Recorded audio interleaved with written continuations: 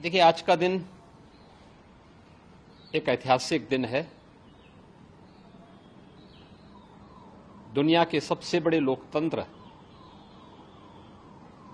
भारत की संसद में नवगठित संसद और नव निर्वाचित लोकसभा के माननीय अध्यक्ष श्री ओम बिरला जी ने आपातकाल के 50 वर्ष पूर्ण होने पर आपातकाल के विरोध में एक निंदा प्रस्ताव पारित किया है। मैं उनके इस प्रयास के लिए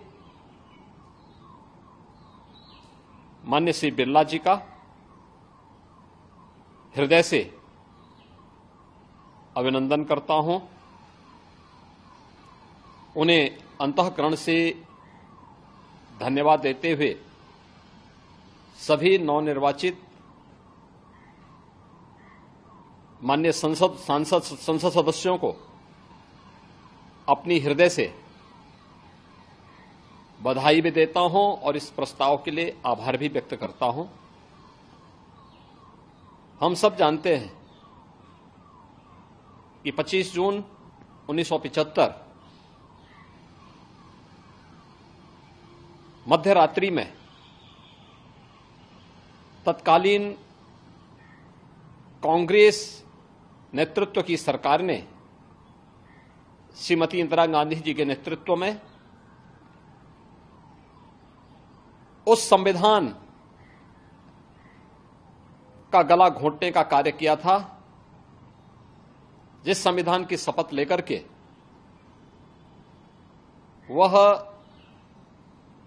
देश की प्रधानमंत्री बनी थी।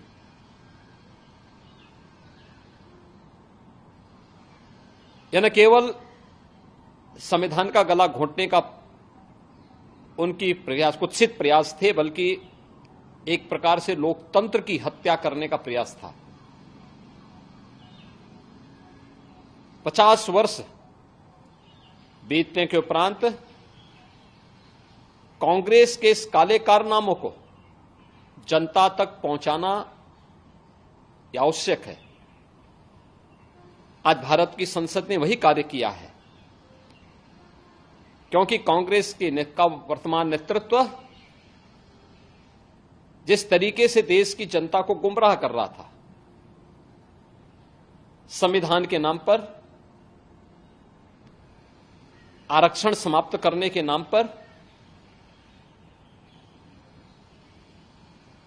इसके लिए उनके काले कारनामों से देश की जनता को अवगत कराना अत्यंत आवश्यक है।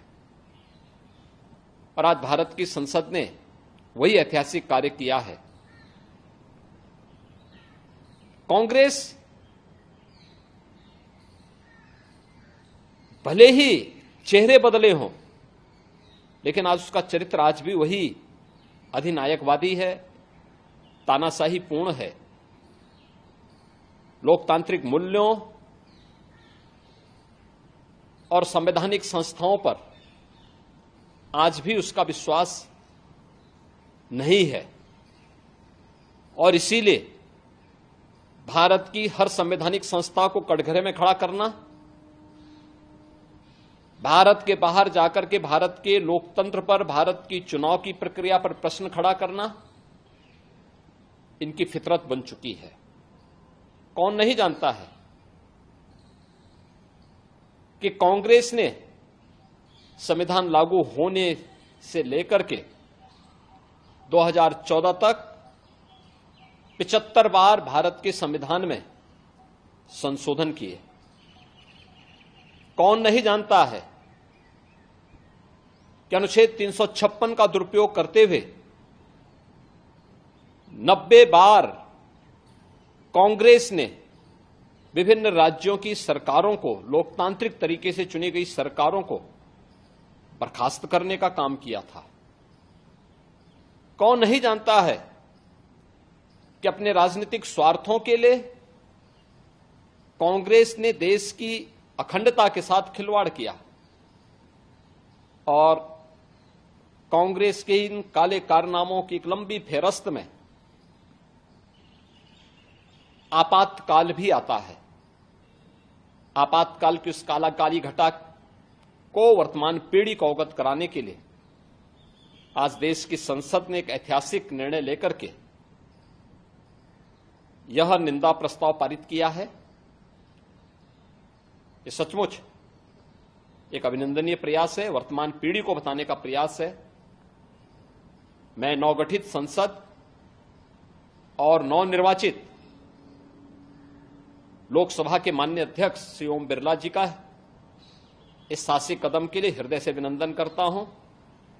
सभी नवनिर्वाचित माननीय संसद सदस्यों को हृदय से बधाई देता हूं और विश्वास व्यक्त करता हूं कि वर्तमान पीढ़ी को हमारी देश की संसद इसी प्रकार से इतिहास के अलग अलग कालखंड में देश के साथ किन लोगों ने किस प्रकार का व्यवहार किया है, इससे अवगत कराने का कार्य अगर भारत की संसद करेगी तो भारत की वर्तमान पीढ़ी न केवल उनके प्रति कृतज्ञ होगी बल्कि उनका मार्गदर्शन प्राप्त करते हुए एक नए भारत के निर्माण में अपना योगदान दे पाएगी। अगर आप ये वीडियो YouTube पर देख रहे हैं तो हमारे चैनल को सब्सक्राइब करें और बेल आइकन को दबाना ना भूलें। अगर आप Facebook पर ये वीडियो देख रहे हैं तो हमारे पेज को लाइक करें।